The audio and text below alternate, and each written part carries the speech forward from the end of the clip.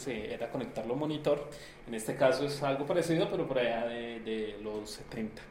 Entonces, estos Commodore 64 eran programables y traían una serie de juegos, etcétera, etcétera. Entonces era una plataforma muy interesante para jugar. De pronto aquí en Colombia no se vieron muchos de estos dispositivos. ¿Sí? Tampoco, por ejemplo, como el Spectrum Z, este se llama el ZX81. ¿Sí? Esto me lleva a viejas épocas donde los computadores realmente eran así, eran una cajita o un teclado, ni siquiera habían disquetes, casi como unas cassettes donde se guardaban los juegos y este tipo de cosas. Entonces ya estos dispositivos sí, ya llevan su tiempo, pero eran interesantes por ahí. Entonces me gusta ponerlos acá por las características físicas que tenían. Eran más un teclado que una consola de videojuegos. Eran más como computadores que simplemente tenían juegos. No eran consolas como lo fue el Telebolito o el Atari 2600. Entonces, los que les gusta el retro gaming están detrás de estos dispositivos. Estos dispositivos, aunque ya están obsoletos, los guardan coleccionistas y entonces pueden llegar a tener un costo alto. Bueno, ahora ese sí, yo creo que sí se van a acordar. ¿Sí? A ver si se acuerdan de esa consola vino tinto, como roja. ¿Sí? Ahí dice el nombre, pero de pronto no se alcanza a notar. ¿Sí? Exactamente, ahí está el Family, el fabuloso Family, ahí con los cartuchos y los controles a los lados, tenía para tener los controles a los lados, el control típico de arriba, abajo, izquierda, derecha, A y B. Entonces hay muchos coleccionistas que andan detrás de esos dispositivos. ¿Sí? Entonces el Family fue uno de los que más escuchó aquí en Colombia. ¿Sí? Después del Atari. El Atari pues, llegó a las altas alcurnias, a los círculos que tenían el dinero para comprarse un Atari. Pero esto ya estamos hablando de épocas más recientes, entonces ya había el poder adquisitivo y ya se tenía la costumbre de comprar una consola de videojuegos. Entonces ahí tenemos el Family. Seguramente se acordarán por acá de este otro, ¿sí? Ese fabuloso que ya lo estuvieron nombrando por ahí. ¿Sí? Entonces damos un salto ahí, una plataforma ya más conocida, el SNES, ¿sí? O el Super Nintendo, ¿sí? El Nintendo Entertainment System, ¿sí? O el NES, ¿sí? Y luego entonces el Super Nintendo, que es el Super de Nintendo Entertainment System, lo que se conoce más comúnmente como SNES. Entonces, de esto vinieron cantidades enormes de estas consolas. Aquí dice que 72 millones de consolas. ¿Cómo estaban los videojuegos guardados ahí? Entonces estaban con cartuchos, los cartuchos ROM, algo así como unas USBs de la época, pero de solo lectura, y con una capacidad pues, de almacenamiento muy baja. El procesamiento de estas máquinas era de 8 bits, entonces lo máximo que se podía hacer gráficos era píxeles. Entonces es una plataforma muy interesante, los juegos que sacaron fueron muy interesantes.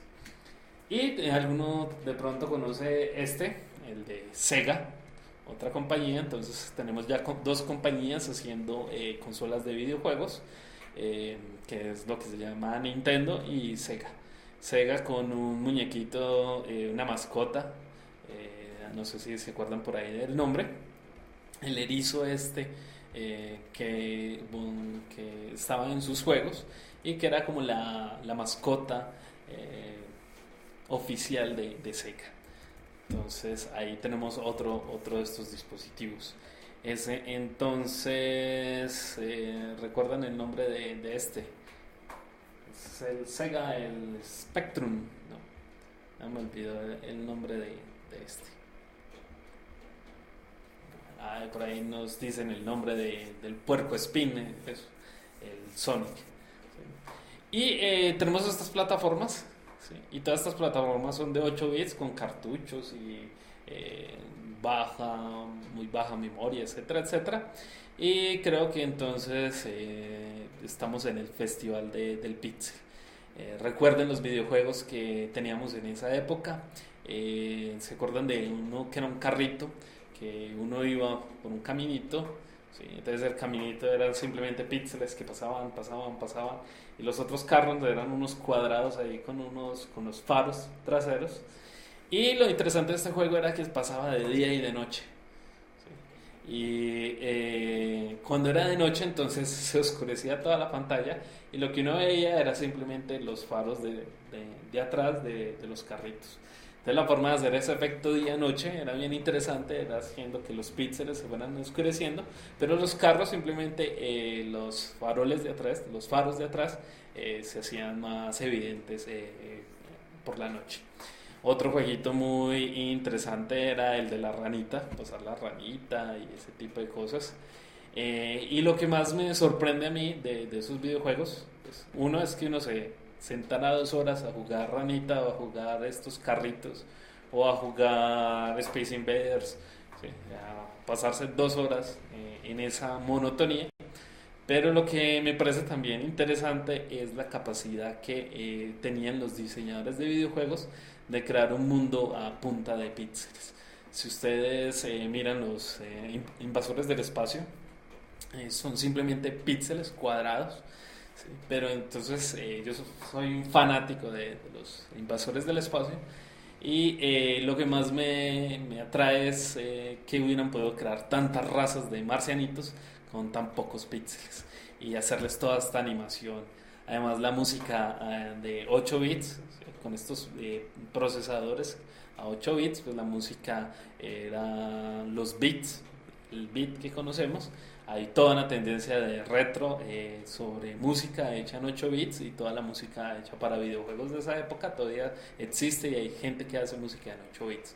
Entonces esto estaría de retro, pero retro music para consolas. Entonces es muy, muy interesante esto que con tan poca tecnología hayan hecho unos juegos que recordemos tanto y que nos hayan causado tanta admiración a muchos. Bueno, esa es la parte de consolas. Ahorita vamos a hablar de juegos. Esas son como las consolas que estamos hablando hoy en día de retro gaming. Hay muchas otras. Está ¿cómo es? Este Nintendo que es portable. Ya se me olvidó. Está ahora y está este frío. Ya se me olvidó cómo se llamaba eso. El Nintendo, el que era portable. Bueno, el Nintendo portable, sí, los videojuegos portables también, Donkey Kong Jr., eso, gracias Spa, el Game Boy, todos estos dispositivos, entonces también hacen parte. Pero estamos hablando un poquito más como de consolas y de videojuegos para consolas.